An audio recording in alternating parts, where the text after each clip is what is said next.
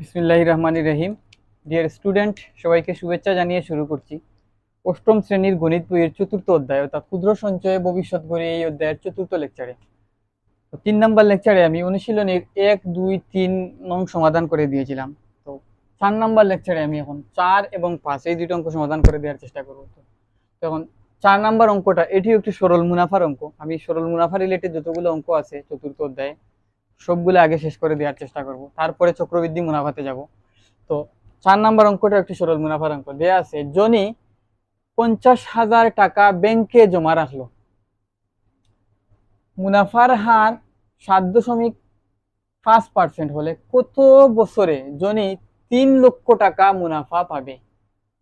তাহলে এখানে দেখি আমি কোন কোন ইনফরমেশনটা আমার কাছে আছে। তো এখানে ইনফরমেশনের ক্ষেত্রে যদি আমি লক্ষ্য করি তাহলে দেখি যে জনি 50,000 টাকা ব্যাংকে রাখছে, মানে ব্যাংকে রাখছে 50,000 টাকা, তার মানে তার যে মূলধনটা হচ্ছে 50,000 টাকা। তাহলে এইটা হচ্ছে পি, এটা হচ্ছে পি।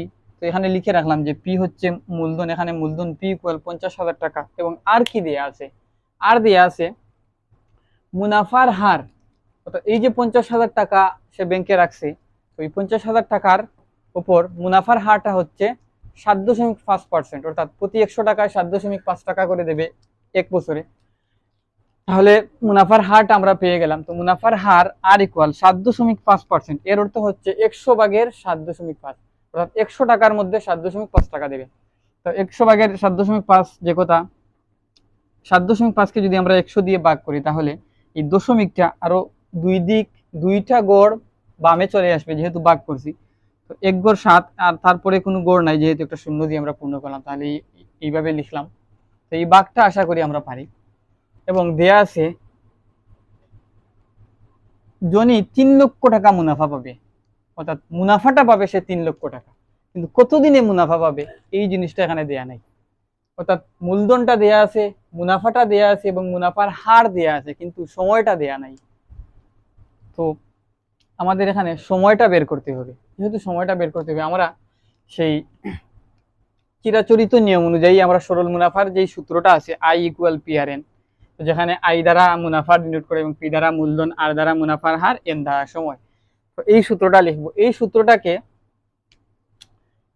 মডিফাই করে আমরা এন এর মান বের করতে চাই। তো এনটাকে আমরা বাম দিকে নিয়ে আসবো। তো এনটাকে বাম দিকে নিয়ে আসার জন্য আমরা পি আর এনটাকে প্রথমে ডান দিকে আনলাম এবং আইটাকে ওই দিকে নিয়ে গেলাম, বা সমান চিহ্নের ডান পাশে নিয়ে গেলাম, আর পি আর এনটাকে বাম পাশে নিয়ে আসলাম। তাহলে এই অংশ থেকে আমরা এন এর মানটা বের করতে চাই। তাহলে এনটাকে আমরা বাম দিকে রেখে পি এবং আর কে আমরা ডান দিকে পাঠিয়ে দেব। সমান চিহ্নের ডান দিকে যদি যায়, এখানে গুণাকারে আছে, তাহলে ওখানে গিয়ে লবে আছে হরে বসবে। তাহলে I by P R N হলো। তো এখন যদি আমরা এই অংশে মানগুলা বসিয়ে দিই, এন ইকুয়াল পাওয়ার জন্য যদি আই এর মান হচ্ছে কত? 3 লক্ষ টাকা। তাহলে এখানে বসিয়ে দিই 3 লক্ষ টাকা, এবং পি এর মান হচ্ছে 50,000 টাকা, 50,000 টাকা, এবং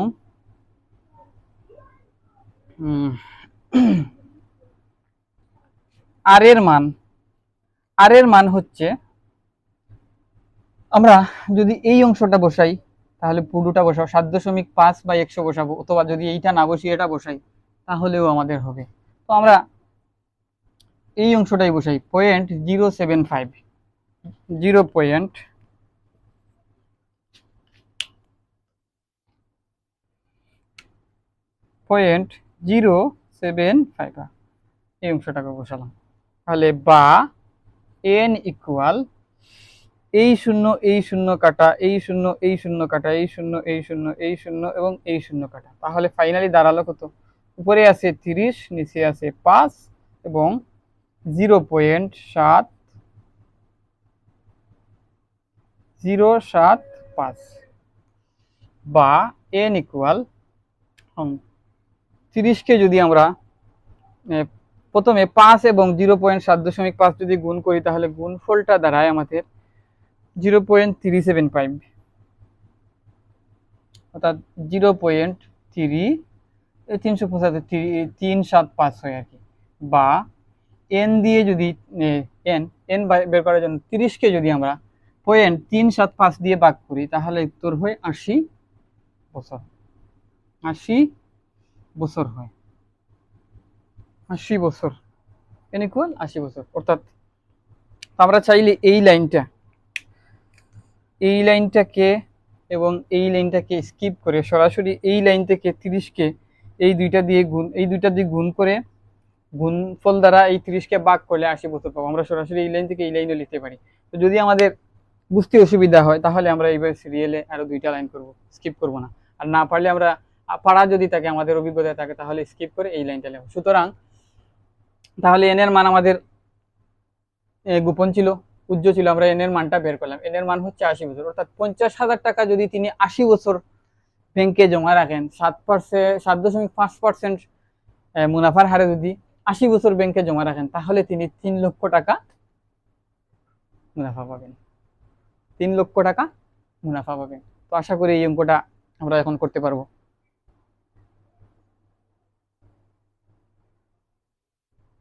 তো ডিয়ার স্টুডেন্ট, এখন 5 নম্বর অঙ্কটা আমরা একটু দেখি যে 10% মুনাফা হারে 3 লক্ষ টাকা, 3 লক্ষ টাকা কত বছরের মুনাফা আসলে দ্বিগুণ হবে। এখানে নতুন একটা শব্দ আজকে 5 নম্বর অঙ্কতে আছে যে মুনাফা আসল। মুনাফা আসল, এই বিষয়টা আমাদেরকে এখন একটু বুঝতে হবে। তো মুনাফা তো আমরা জানি যে নির্দিষ্ট পরিমাণ টাকা একটা নির্দিষ্ট সুদের হারে একটা নির্দিষ্ট সময়ে রাখার পর যে লাভটা আমাদের আসে, এটাকে বলা হয় মুনাফা। তাহলে তো মুনাফাটাকে আমরা ডিনোট করে থাকি সাধারণত ক্যাপিটাল লেটারের আই দ্বারা, আর আসলটাকে ডিনোট করে থাকি আমরা, যে এই টাকাটা আমরা ব্যাংকে জমা রাখি, সেই টাকাটাকে আমরা মূলধনটাকে আমরা পি দ্বারা ডিনোট করে থাকি। তাহলে মুনাফা আসল এর অর্থ হচ্ছে মুনাফা এবং আসলের যোগফল, এটাই হচ্ছে মুনাফা আসল। মুনাফা, লাভ এবং মূলধন, এই দুইটার যোগফলই হচ্ছে মুনাফা আসল। তাহলে আমরা লিখতে পারি না এরকম মুনাফা আসল বলতে, তাহলে মুনাফা আসল সমান আমরা এটা লিখতে পারি না যে মুনাফা আসল সমান হচ্ছে মুনাফা যোগ আসল। মুনাফা যোগ আসল। তো মুনাফা আসল এই সম্পূর্ণটাকে গণিতের ক্ষেত্রে অর্থাৎ সরল মুনাফার ক্ষেত্রে মুনাফা আসলটাকে ডিনোট করা হয় ক্যাপিটাল লেটারের এ দ্বারা।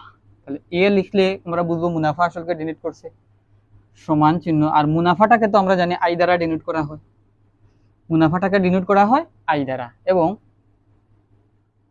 মুনাফা তো আই দ্বারা ডিনোট করা হয় আমরা জানি, এবং আসলটাকে ডিনোট করা হয় পি দ্বারা। আসলটাকে ডিনোট করা হয় পি দ্বারা। তো সেটা তো আমরা জানি অলরেডি। তাহলে আমরা এখন মুনাফা আসলের সূত্রটা যদি নিয়ে আসতে চাই, তাহলে এ ইকুয়াল আই মানিটা হচ্ছে কি মুনাফা। তো মুনাফার সূত্রটা কি আমরা জানি, মুনাফার সূত্রটা এই যে I equal P R N. তাহলে আই এর পরিবর্তে আমরা এই অংশটুকু লিখতে পারি, অর্থাৎ P R N plus P, বা এ ইকুয়াল উভয় জায়গা থেকে যদি আমরা পি কমন নেই তাহলে দাঁড়ায় 1 প্লাস আর এন। তাহলে এই একটা সূত্র আমরা পেয়ে গেলাম। এই 1টাকে আমরা আগে লিখলাম আর পিটাকে আর এনটাকে পরে লিখলাম আর কি। তাহলে আমরা এখন একটা সূত্র নিয়ে আসতে পারলাম এখান থেকে, যে মুনাফা আসলের সূত্র। অর্থাৎ যদি আমাদেরকে মূলধন দেয়া থাকে, সময় দেয়া থাকে এবং সুদের হার দেয়া থাকে, মূলধন, সময় এবং সুদের হার, এই তিনটা বিষয় যদি দেয়া থাকে, তাহলে মুনাফা আসল যদি বের করতে চাই, তাহলে আমরা মুনাফা আসল বের করার সূত্রটা আমরা পেয়ে গেলাম এ ইকুয়াল পি ইন্টু 1 প্লাস আর এন। তাহলে এই সূত্রটা হচ্ছে মুনাফা আসলের সূত্র। তো এই বিষয়টা তো এখন আমরা বুঝলাম। এখানে বলা হয়েছে কি, আমি একটু মুছে দিই, এখানে বলা হয়েছে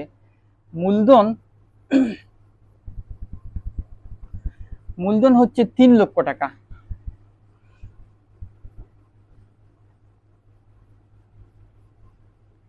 এখানে বলা হয়েছে মূলধন 3 লক্ষ টাকা। এই যে মূলধন পি হচ্ছে, কালো কালি দিয়েই লিখি, মূলধন মূলধন পি সমান 3 লক্ষ টাকা, পি হচ্ছে 3 লক্ষ টাকা এবং সুদের হার হচ্ছে সুদের হার আর ইকুয়াল হচ্ছে 10% বা 100/10 ভাগের 10, বা এটাকে আরো আমরা যদি এইভাবে লিখি 0.1 লিখতে পারি। আর কি দিয়ে আছে, আমরা সরল মুনাফার ক্ষেত্রে সূত্রটা জানি।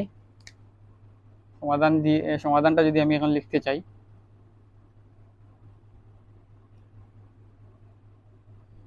সরল মুনাফা ইকুয়াল সরল মুনাফা I equal P R N. এখানে দেয়া আছে পি এর মানটা দেয়া আছে, অর্থাৎ এই পি এর মানটা দেয়া আছে এবং সুদের হার আরটা দেয়া আছে, এবং দেয়া নাই এন এবং আই এর মানটা।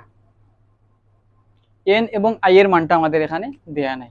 তো আমরা জানি কোনো সমীকরণে যদি একটি চলকের মান উজ্জ থাকে তাহলে সেই সমীকরণটা সমাধান করা যায়। যদি একটি সমীকরণে একাধিক চলকের মান উজ্জ থাকে বা একাধিক চলকের মান না থাকে তাহলে সেই সমীকরণটা সমাধান করা যায় না। তো এখানে সমীকরণে চলক আছে চারটার মধ্যে দুইটা চলকের মান দেয়া আছে, পি এবং আর এর মান দেয়া আছে, এন এর মান অর্থাৎ সময়, যেটা সময়টাও দেয়া নাই, এবং আই মুনাফাটাও দেয়া নাই।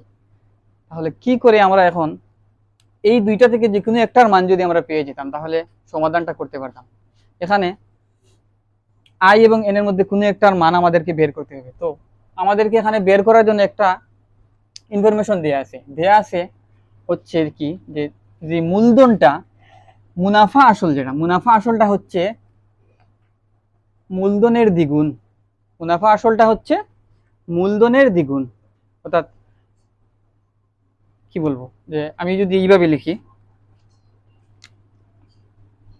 যে মুনাফা আসল এ সমান, এটা হচ্ছে কি মুনাফা আসলটা হচ্ছে এভাবে যদি লিখি, মুনাফা আসল সমান হচ্ছে কি মূলধনের দ্বিগুণ, অর্থাৎ মূলধনের দ্বিগুণ হবে, মূলধন যা আছে তার দ্বিগুণ হবে। তাহলে মূলধন যদি 3 লক্ষ টাকা হয়, মূলধন যদি পি হয়, পি এর দ্বিগুণ মানে 2 গুণ, পি এর 2 গুণ, বা পি বলতে কত 3 লক্ষ টাকা, সমান সমান কত 6 লক্ষ টাকা, 6 লক্ষ টাকা। তাহলে আমরা এখানে মুনাফা আসলটা পেয়ে গেলাম। তাহলে মুনাফা আসলটা আমরা এখানে পেয়ে গেছি এই ইনফরমেশন থেকে। এই যে বলছে মুনাফা আসলটা হচ্ছে দ্বিগুণ, অর্থাৎ মূলধনের দ্বিগুণ। মুনাফা আসলটা হচ্ছে কি দ্বিগুণ, মূলধনের দ্বিগুণ। কার দ্বিগুণ? মূলধনের দ্বিগুণ। তাহলে মূলধনের দ্বিগুণ যদি হয় তাহলে মুনাফা আসলটা হচ্ছে মূলধনের দ্বিগুণ, অর্থাৎ 6 লক্ষ টাকা।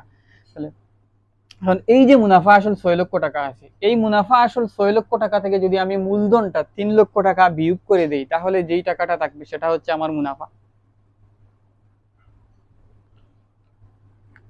আমি আশা করি এখন বুঝাতে পারছি।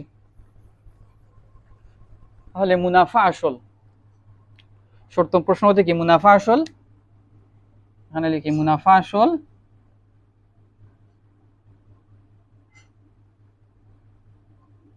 আসল হচ্ছে 3 লক্ষ গুণ 2 সমান 6 লক্ষ টাকা। এখন আমি বের করতে চাই মুনাফা। তাহলে মুনাফা যদি আমি বের করতে চাই, মুনাফা আই ইকুয়াল যদি মুনাফা আই ইকুয়াল বের করতে চাই তাহলে মুনাফা আসল থেকে, অর্থাৎ 6 লক্ষ টাকা থেকে মূলধন 3 লক্ষ টাকা যদি বিয়োগ করি তাহলে এভাবে লিখতে পারি না যে মুনাফা আসল মাইনাস মূলধন। তাহলে মুনাফা আসল হচ্ছে 6 লক্ষ টাকা মাইনাস মূলধন হচ্ছে আমার 3 লক্ষ টাকা। তাহলে 6 লক্ষ টাকা থেকে যদি 3 লক্ষ টাকা বাদ দেই তাহলে তো 3 লক্ষ টাকাই থাকে। তাহলে 3 লক্ষ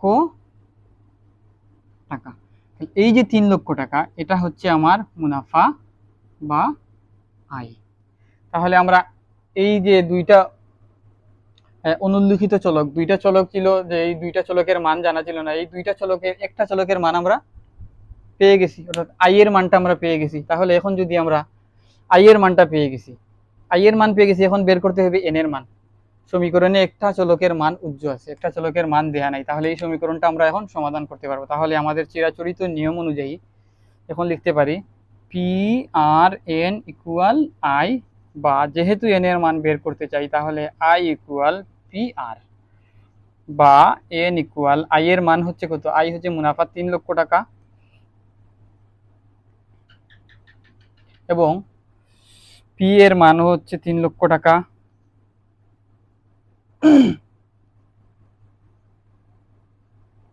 এবং মুনাফার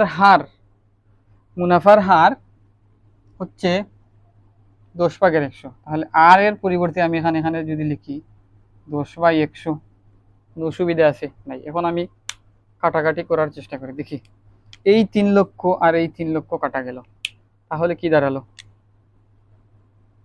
তাহলে ফাইনালি দাঁড়ালো এন ইকুয়াল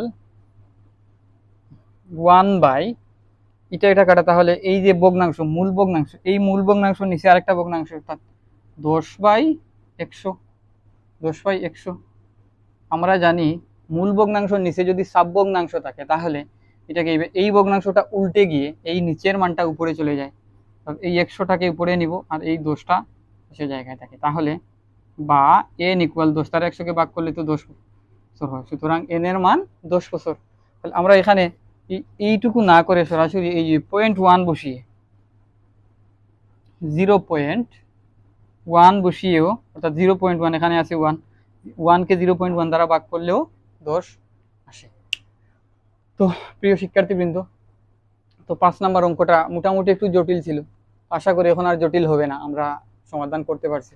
তো পরবর্তী লেকচারে 6, 7 বা বাকিগুলা করে দেওয়ার চেষ্টা করব। এ পর্যন্ত সবাইকে ধন্যবাদ। আসসালামু আলাইকুম ওয়া রাহমাতুল্লাহ।